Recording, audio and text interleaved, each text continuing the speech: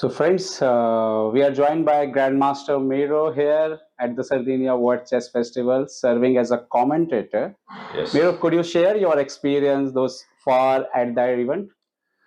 Well, it's a very interesting event, and part of me is kind of a little bit upset that I'm not playing. Like I feel, if anything, I feel the spirit of this open tournament, and the race for the first place. This is something that I'm definitely missing. Yeah, it wouldn't be any better if I would be playing. Yeah, I should stick to commentary. My last attempt of playing chess were not very successful. Yeah, so far seems to be a very nice event. Known for injecting a human approach into your commentary, how do you envision the future of chess unfolding over the next decade? Well, let's not forget chess is still kind of played between two humans. So it doesn't. My feeling is like doesn't matter how much influence of the engine we have in the opening preparation. First of all, right? There still will be live games with mistakes and human characters competing. So I see my and like my colleague's task as the commentator to to explain that even though yes, the engine at home, maybe on your phone or your microwave will suggest better moves that the players are making, but let's appreciate their right decisions and let's just follow the human games. So that's my feeling. And in 10 years, I can imagine engines getting, they're already very strong. So probably they will get to the point that at home, in a quiet of your own house, you'll be saying, okay, chess is solved. And, we know all the right moves. But still, over the board, in a tournament atmosphere, it still will be a competition. So I hope, it's a bright future for next 10 years, 50 years, whatever. Also, in the same time, I want to add, can you share something about the broadcasting? So with technology developing, I think one of the things that really changed, it's not as expensive for the organizer, for the broadcasting teams to have the broadcast. So we will get more and more broadcasts of the events, which is good for chess. So like not only you get to follow Magnus Carlsen at kind of the big events, but also like smaller open tournaments like this one. And again, it changes a lot, of course, but I'm still kind of trying to keep it old-fashioned with, like a player makes a move and I'm trying to explain like what he was thinking, what his or her reasons to play this move. So I think, if anything, it is more educational this way because as I said, like you can see what the best move was at home, but to understand why this is the best move, or why computer recommends this over this, you still need someone kind of translating from the language of algorithms to a language of human thoughts. And this is where I see my place. And I don't think the engines might be better than players in playing chess, but like explaining what's happening on the board, I still think you need the human. So that's where I am. Having provided commentary for various tournaments, including prestigious ones like the World Championship, could you recount your favorite moment as a commentator? Well, there've been quite a few. There've been some really funny ones and very sad ones as well. So yeah, well, okay, I have one from the top of my head when we were commentating on Shamkir Super Tournament. It was maybe 2015, 2016, and we had a very strange stats in viewership because it would be like a huge following at the beginning of the round, and after say 3 hours, 4 hours, the viewership will go down a lot. So we were wondering what is this, and then we found a very easy correlation. So Magnus was finished his game, and then the whole Norway would would disconnect. So that we found funny, because it had not only Magnus, of course, but a lot of cool names, like Grishuk was playing, Kramnik and Vichy and so on. But there was this period of chess boom in Norway, and all the Norwegians who wouldn't know how the knight's moving, they would be following Magnus. So that was interesting. And again, like, probably my first event was the most stressful. My first event as the live commentator, because I was a competitive player, as a lot of people would know. And in 2012, I've started writing, maybe 2011, I've started writing reports on the tournaments so that the round would finish. And I'll have my few hours of analyzing the game and publishing a bit of a tournament bulletin or something. And then in 2012, I'm invited to Istanbul Olympiad, which I thought I'll be doing the same. And then I come there and they say, you know what, you'll be commentating live during the games. And I had no idea this existed. I thought, yeah, okay, you do this for World Championship matches, but that's it. And I was so stressed. I had no idea what to do. I was very shy, everything. And then after a couple of rounds, I see like some friends visiting me and say, oh, okay, by the way, you're not doing so bad. And somehow I believed in myself, and never looked back ever since. Yeah, so that's an enjoyable experience so far. And even if sometimes I go into a bit of quiet and kind of take a break for sometimes half a year, still I always enjoy like coming back, looking at good quality chess games and speculate what could happen if, let's say, knight f3 instead of knight c3. So that's favorite thing to do. Do you have any other memorable incident like your commentary career when you become clueless what to say, or means how to control your emotions or something? Anything? Yeah, well, even like very recent example from a couple of weeks ago, the candidates we all know, the one the Gukesh won, and then you had this game of Fabiano against Nepo in the last round, and I was in St. Louis in the U.S. studio. Obviously, the guys are biased for American players. That's okay. And when Fabi didn't win, the whole studio was kind of quiet. And after the broadcast, me, Yasser Serevan, and Nazi Paikidze, we felt like, it's almost like we didn't win this game. So this feeling that every chess player has, like the emptiness after the game that you should have won and then you misplayed it.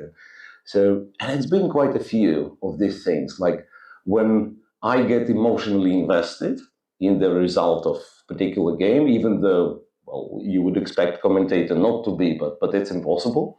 We are all human, we are all chess players. And it's very hard to control emotions in such cases. And sometimes it would be another example when you simply run out of ideas. It's not a very good, not a very nice example, but it happened to me quite a few times. So imagine a round robin tournament. So you only have like 5 games to commentate. And then 4 of them would be finished very fast.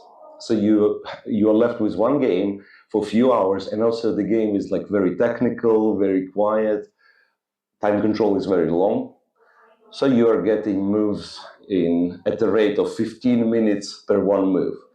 And then you definitely run out of subjects to talk. So it'll be like all the weirdest ideas.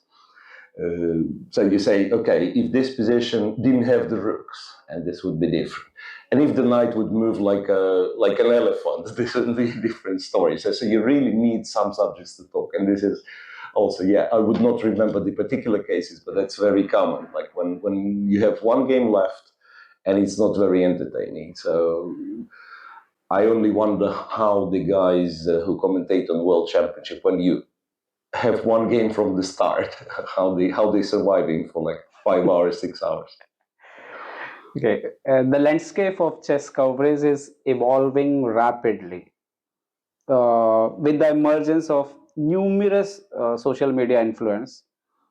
What's your perspective on this trend?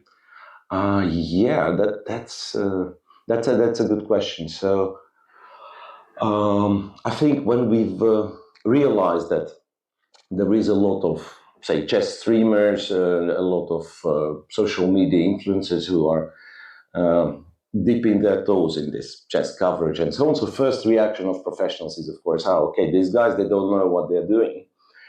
And then you realize, well, first of all, they have their audience. Second, their audience is growing bigger and bigger. So it was, in a way, it was a signal to us, chess grandmasters who are doing the coverage, that you shouldn't be, you should be inclusive. So sometimes, yes, it's a very complex position, but you shouldn't say, okay, blah, blah, blah, this is a 10-move variation. Sometimes you have to explain calmly that, okay, this is the threat, or even like this move is here because it threatens checkmate in one, like to go a little bit kind of in a simpler terms, and then you'll get more viewers, and like you have to be inclusive in terms of your audience. So, and it will only develop further and further. Already there have been examples of, I think it was Chess24 back in the day, who would do 2 broadcasts for kind of complete amateurs, club players, and kind of a bigger or higher level for professionals. And higher level, I don't mean the better quality of the broadcast, well, quite the contrary, possibly, right? So this is what, it's, by the way, it's a great opportunity for us to have in chess. I don't think other sports can allow like to have 2 broadcasts on kind of different level, right? And we should probably kind of try to evolve on this one. So I think, yeah, like we are getting more popular. It's clear. Like chess is getting more and more popular, and it's a bit of a surprise. It was a nerd game, like when I was playing chess. Okay, you're a chess player. So now it's getting much more popular, and can't be happier with this one. So it's a good thing that we have a lot of broadcasts. Okay, in your opinion, what measures still could be taken to enhance the appeal and popularity of the watching chess? Yeah, well, I had some like purely technical ideas which are possible to kind of to realize, to bring to life. And one of them, it's interesting, this, is ASMR components, that you can get the sound of the pieces. Something that not a lot of people doing, like especially when it's only one game again, right? But you have a little bit of crowd noise in the playing hall, and maybe like when the move is made, you hear, the press of the clock, the move of the piece. And other than that, we should definitely make it more interactive. And this is what very often big broadcasts kind of lack. Because that's, again, I don't want to say criticize someone, but very often, like certainly mostly in FIDE events, when 2 grandmasters are hired and 2 grandmasters starting to compete against each other on air, making it very hard to watch for people who want to learn kind of the basics of the game, right? So if anything, we probably have to have like professional training for our broadcasters, for guys like me and my colleagues. So that would be great, of course. In a last interview with ChessBase India, you mentioned that life would be boring without commentary. Do you still hold the same sentiment? Uh, well, for me, well, it's changed a lot, of course. Yeah, my last interview to ChessBase India, I think it was 6 years. 6 years or something. Yeah. So it was quite a long time ago. So I'm a little bit more distant from chess life. But let's say that this still makes me a chess professional, the commentary, right? So I do a bit of trainings. I work for like anti-cheating developments and so on and so on. But like that's part of my chess life. And then even here in Sardinia, like after the round, I have some people to discuss stuff with, and we are looking at chess studies and so on and so on. So this is the way I'm involved in the chess community with the commentary first and foremost. So yes, of course, that's commentary. Chess commentary now is my chess career. You already mentioned something about candidate, but my final, with the conclusion of the FIDE candidate tournament, as a chess expert, what's your assessment of the results? So this is This is tricky to answer because, well, I think we had 6 deserving candidates there. So Alireza was playing not very good, and Nijat, with all due respect, he was not ready to kind of fight for the first place. But other than that, I would be maybe surprised, but it wouldn't be a shock if, let's say, if we had it upside down, like if Vidit would win the candidates. Yeah. Well, Gukesh surprised me a lot with one particular thing. Or maybe 2 particular things. So first of all, of course, coming back after this painful loss to Alireza, that was really impressive because he's a young man. I mean, he's a very strong player, but he's a young man and he's 17 years of age, right? So to be so mature that even the very next day after this game, he gives an interview and he says, yes, okay, it was unpleasant, but I moved on and I will play game after game. I'm taking each game separately. And I thought this man has like a fantastic psychology for a chess competitor. Because there have been examples in the history, like even young Nepo. So the moment he loses the first game, so he didn't lose any in the candidates, right? The moment he loses the first game, usually he kind of starts falling apart. Gukesh didn't do this.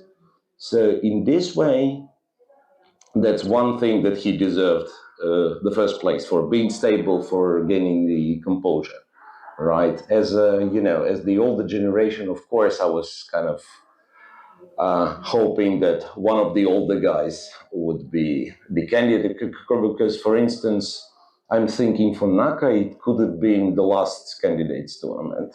So that's a bit of a feeling. So overall, I think we had like four people playing very well. It's obviously 2 Americans, Nepo and Gukesh. And it's a little bit sad that, well, maybe the older guys, maybe they're not getting another chance, right? But at the same time, it's exciting news that Gukesh won and he has a chance to become the teenage world champion. It will change everything. It will change everything. It will change the popularity once again. And I imagine it's, for the entire world, for the young people who start playing chess, and they'll see that, okay, you can be the world champion, and even money wise, like because it's always been how to say, a challenge, and you'd be asked, okay, you're a chess player, but what do you do? Right, in life. Yeah, that would be. Now you have this example. Yeah, we have a young gentleman who kind of devoted all his life, or all his, not a lot of years so far, but to his passion, and he's successful. So that's one thing. So this is very good. But also for India, I imagine it's a huge deal. Right, and then Indian chess has a bright future for sure, because the man who was not playing Evgenijs is a fantastic talent. Then Prague shown himself. Yeah, he didn't make it to top 3 at the end, but he has shown that he's a fantastic player. So I'm a little bit sad that for kind of the older guys, it might have been the last tournament. I was impressed with Nepo. That was the other thing. I was impressed with consistency. So it's unheard of to play 3 consecutive candidates tournaments. And first of all, he went in 2, he went undefeated, like the previous one and this one. Yeah. And also to have 3 consecutive candidates tournaments where you are successful. Yeah, he didn't win at the end in the 3rd one, but still very good result. So now I don't even know. I think Gukesh, in my understanding, would be favorite against the England. So that's a big match I'm looking forward to, because if he wins, there will be another spike in chess popularity. Right. So overall, was a very successful tournament for promoting a game, and exciting tournament to watch. And you know what? Maybe the last thing. Quite possibly, this is the candidates that I will put in front of London. Because before that, like every candidates tournament of new era starting from 2013 has its own intrigue, of course, and then the comeback of Vishy Anand, and then like Karyakin coming from behind to win. But still, we would, like, I believe, like, there was universal opinion that London 13 was kind of the highest intrigue, the race between Carlsen and Crummy. And this particular one might be even more exciting because we had, before the last round, we had 4 players who could win. That is something new. So that was maybe the most exciting candidates, you know. Thank you so much, Miro, talking to ChessBase India and giving your all valuable insight. And I think the viewers will also want to know about your viewers and so many things. So thank you so much, and we wish you good luck for all your future events. Yeah, thanks very much, and good luck to ChessBase India viewers and content creators. Yeah, thank you very much, guys. Always a pleasure.